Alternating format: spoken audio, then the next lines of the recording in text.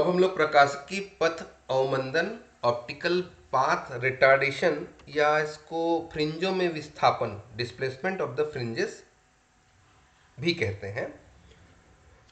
इसमें आप ये समझिए कि जब यंग स्लिट एक्सपेरिमेंट आपने किया था तो आपने कहा था कि ये दो स्लिट S1 और S2 हैं, उनके मिडिल का डिस्टेंस 2D है। ये हमने कहा था यंग स्लिट एक्सपेरिमेंट में। और ये सेंट्रल ब्राइट फ्रिंज बना था। क्यों? क्योंकि यहां से लेकर के यहां तक, यहां से लेकर के यहां तक ये सेंटर इसका है और ये आपके स्क्रीन का सेंटर है, जो आपके ये दोनों स्लिट से D डिस्टेंस पे रहता था। आपने इसको सेंट्रल ब्राइट फ्रिंज बनाया था क्योंकि आप कहते थे कि S1O और S2O एक दूसरे के इक्वल होगा। ठीक है।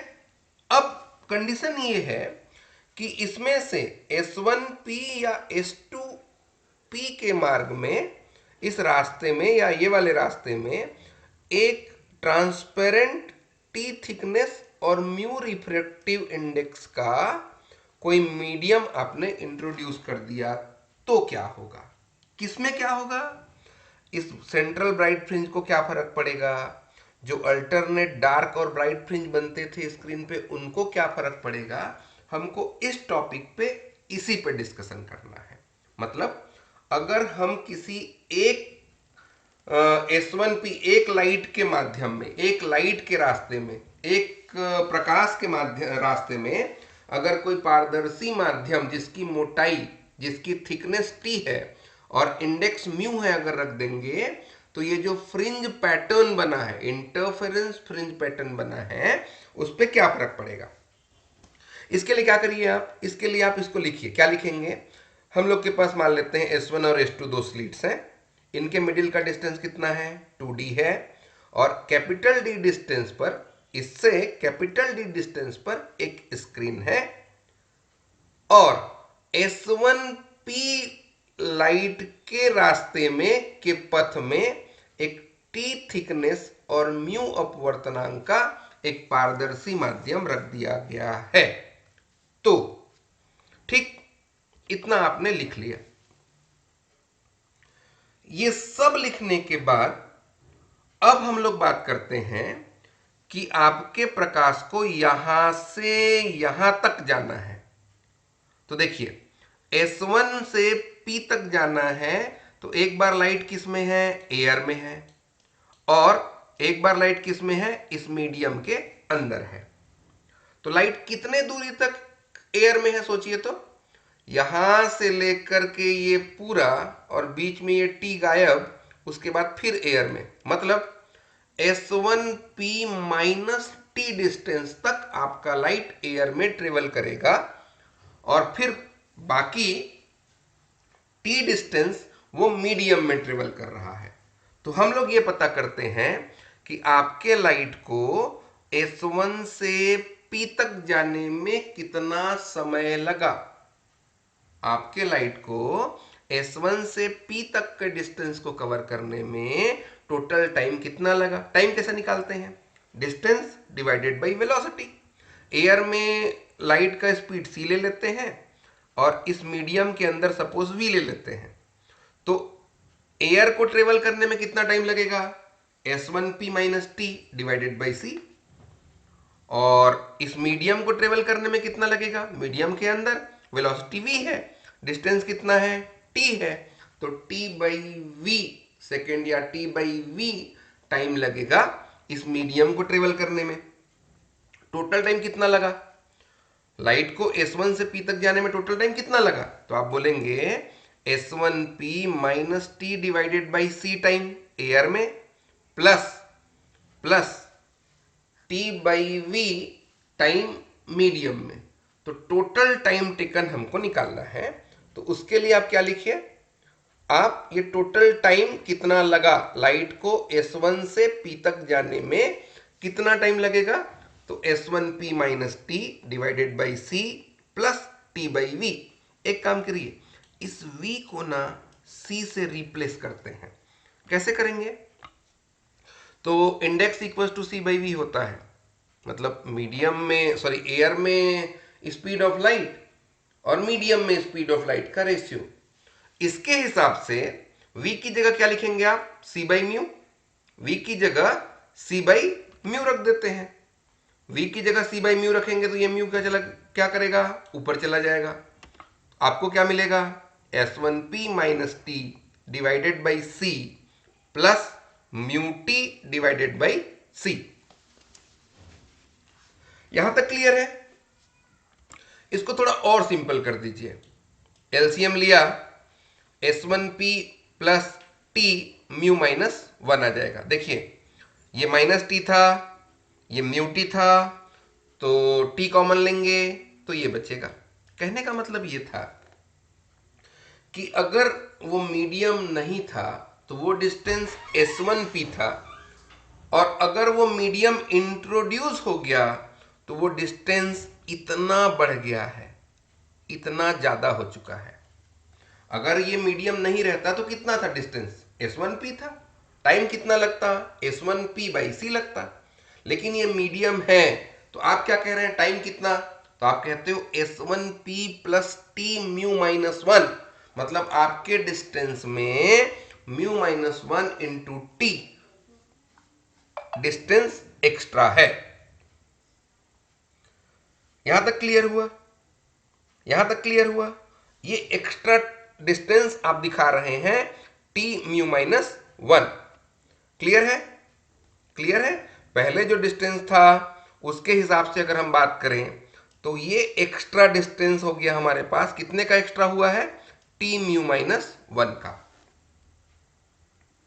क्लियर है? यहां तक समझ में आ गया होगा? अब आगे चलते हैं।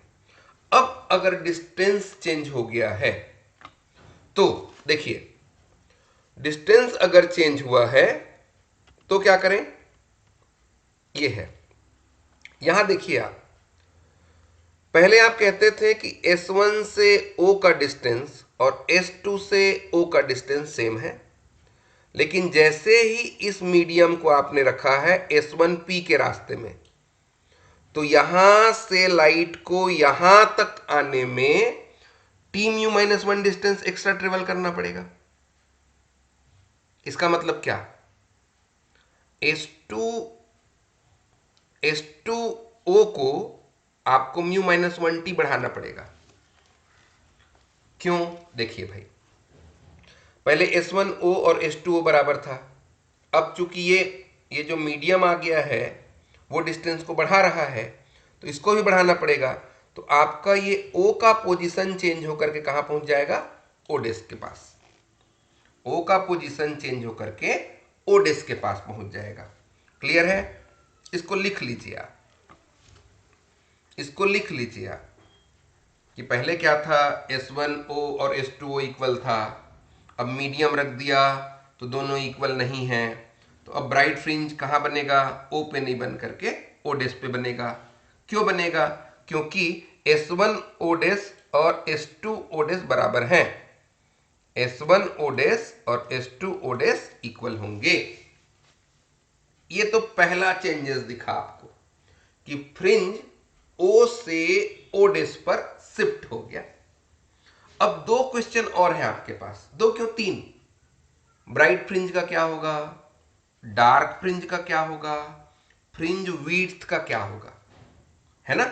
तो एक एक करके सब पे डिस्कस करते हैं। चलिए अब हम लोग पॉइंट P ले लेते हैं अपने डायग्राम में, बथांतर निकालेंगे तो S2p minus S1p mu minus 1t होगा। क्यों भाई, ये तो S2p था और S1p में एक्स्ट्रा इतना आ गया है।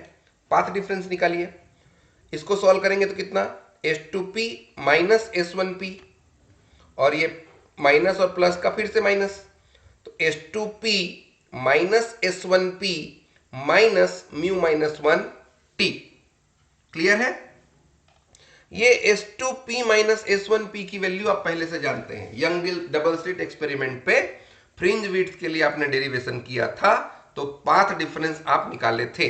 S2p माइनस S1p की वैल्यू निकाले थे ना आप, निकाले थे। क्या निकला था, देखिए, अगर S1 और S2 के मिडिल का डिस्टेंस 2d हो, स्क्रीन का डिस्टेंस d हो, और OP अगर yn लिए थे तो आपने ये निकाला था, ये जो वैल्यू निकला है उसको यहां दे दीजिए, इस इक्वेशन 2 के वैल्यू को इक्वेशन 1 में रख दीजिए। जब रखेंगे आप तो आपका ये इक्वेशन या आपका ये जो पथांतर है वो 2d by capital D Y N minus mu minus 1 T हो जाएगा। क्लियर हुआ? ये पाथ डिफरेंस निकल आया है। पाथ डिफरेंस निकलने का मतलब आप समझ रहे हैं, हम लोग ब्राइट, डार्क या फ्रिंज विड्थ के बारे में डिस्कस कर सकते हैं पाथ डिफरेंस आने से। क्लियर है? ये इक्वेशन 3 है आपका, यहां तक पहुंच गया। 1 कैसे आया, फिर 2 कैसे निकाले, फिर 3 कैसे निकाले। क्लियर है? चलिए अब हम लोग बात करते हैं कंस्ट्रक्टिव इंटरफेरेंस की। कंस्ट्रक्टिव इंटरफेरेंस के केस में आप कहते हैं पाथ डिफरेंस एन लेमडा होता है। पाथ डिफरेंस एन लेमडा होता है। पाथ डिफरेंस कितना, यहां इसकी वैल्यू रख दें अगर, तो N lambda equal to 2d by capital D Y N minus mu minus 1 T. Clear है? ये आया। चलिए तो इसको सॉल्व करते हैं। कैसे सॉल्व करेंगे? एक काम करते हैं, ये वाले टर्म को इधर ट्रांसफर कर दीजिए, तो ये बच जाएगा 2d by capital D Y N equal to N lambda plus mu minus 1 T. हमको वाई एन की वैल्यू चाहिए, तो ये 2d बाई कैपिटल डी को ट्रांसफर कर दीजिए, तो Y N equal to capital D by 2d N lambda plus mu minus 1 T. ये आ गया आपके वाई एन की वैल्यू। अब क्या करते हैं, वाई एन की वैल्यू तो हमारे पास है ना। अब इस वाई एन को आप यंग डबल स्लिट एक्सपेरिमेंट में कितना निकाले थे, थोड़ा सोचिए। फ्रिंज विड्थ का जब डेरिवेशन कर रहे थे तो वाई एन की वैल्यू कितना निकाले थे आप, क्योंकि यहां क्या बोलेंगे आप, टी नहीं था, मतलब टी की वैल्यू 0। अगर टी की वैल्यू 0 तो ये पूरा टर्म 0, मतलब वाई एन की वैल्यू आप निकाले होंगे capital D by 2d into N lambda. लिख लीजिए इसको, लिखा। टी की वैल्यू अगर 0 कर दें तो वाई एन की value D by 2d into N lambda आएगा। क्लियर है? अब यहां एक चीज समझिए आप, हम लोग को इसी के बारे में बात करना है, वाई एन के बारे में। देखिए वाई एन जब टी नहीं था और वाई एन जब टी है, दोनों के डिफरेंस निकाल लीजिए। देखिए वाई एन जब टी नहीं था और वाई एन जब टी है, उसके लिए फिर अगर हम निकालें तो डेल वाई एन निकलेगा, कितना आएगा, D by 2d N lambda plus mu minus 1 T. जब टी हमने रखा तब टी भगा दिया तो ये इतना आया। सॉल्व करिए इसको, D by 2d into N lambda plus D by 2d into mu minus 1 T minus D by 2d N lambda. आगे गए तो ये है। क्लियर है? यहां से ये दोनों टर्म कैंसिल हो गए। कैंसिल हुआ, यहां डेल वाई एन कर लीजिएगा, ये डेल वाई एन है। यहां कैंसिल हुआ तो डेल वाई एन की वैल्यू आपके पास ये है। क्या समझ में आ रहा है इससे? इस फॉर्मूला में एन नहीं है, मतलब फ्रिंज का जो डिस्प्लेसमेंट हो रहा होगा वो फ्रिंज के नंबर पे डिपेंड नहीं करेगा। पहला वाला भी उतना ही, दूसरा भी उतना ही, तीसरा भी उतना ही, एनवा भी उतना ही, एन प्लस वनवा भी उतना ही, सारे के सारे फ्रिंज इसी अमाउंट में डिस्प्लेसमेंट हो जाएंगे। इसका मतलब आप ये कहना चाह रहे हैं कि दीप्त और अदीप्त दोनों में समान विस्थापन होगा, केंद्रीय फ्रिंज सहित सब में, क्योंकि ये एन पे डिपेंड करता ही नहीं। ये जो डिस्प्लेसमेंट आया है वो एन पे डिपेंड करता ही नहीं है, तो सब के सब में इतना ही डिस्प्लेसमेंट हुआ। एक क्वेश्चन और बच गया, बीटा पे क्या फर्क पड़ेगा? फ्रिंज विड्थ कम होगा, ज्यादा होगा, या कोई फर्क नहीं पड़ेगा। इस पे भी बात कर लेते हैं। देखिए बीटा आप लोग यंग डबल स्लिट एक्सपेरिमेंट में कैसे निकाले थे? yn plus one minus Y N कर लीजिए या yn minus Y N minus one कर लीजिए।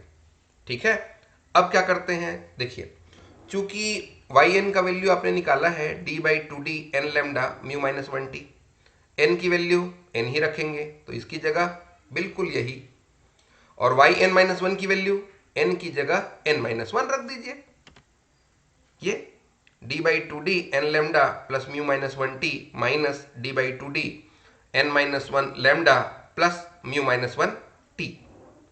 सिंपल करिए, d/2d into N lambda plus d/2d into mu minus one T minus minus d/2d into N lambda minus minus का plus d/2d lambda minus और plus का minus d/2d mu minus one T. ये मैंने लिखा है। अब ये वाला टर्म इस टर्म से कैंसिल हुआ, ये वाला टर्म ये वाले टर्म से कैंसिल हुआ, क्या आया D lambda by two D. Beta की वैल्यू वहां भी यही निकाले थे आप, यहां भी यही निकला है। इससे एक चीज और प्रूफ हुआ, क्या प्रूफ हुआ कि भाई ये जो बीटा है उसकी वैल्यू में कोई चेंजेस नहीं होगा। फाइनल कंक्लूजन बताइए, अगर किसी एक प्रकाश के मार्ग में कोई अवरोध रख दें, कोई ऑब्स्टेकल रख दें ट्रांसपेरेंट वाला जिसका इंडेक्स म्यू हो, तो पूरा फ्रिंज पैटर्न, पूरा का पूरा फ्रिंज पैटर्न जिधर ऑब्स्टेकल होगा, जिधर वो ट्रांसपेरेंट मीडियम इंट्रोड्यूस करेंगे उस दिशा में इक्वली डिस्प्लेस्ड हो जाएंगे और फ्रिंज के डिस्प्लेसमेंट, फ्रिंज के विड्थ पर, फ्रिंज की चौड़ाई पर कोई प्रभाव नहीं पड़ेगा। ये है डिस्प्लेसमेंट ऑफ द फ्रिंजेस, फ्रिंजों में विस्थापन। किस आधार पर पढ़ा? यंग के डबल स्लिट एक्सपेरिमेंट को बेस बना के। उसी से तो कंपेयर करेंगे, जो जानते हैं उसी के बेस पर इसको डिस्कस किया है। ठीक है।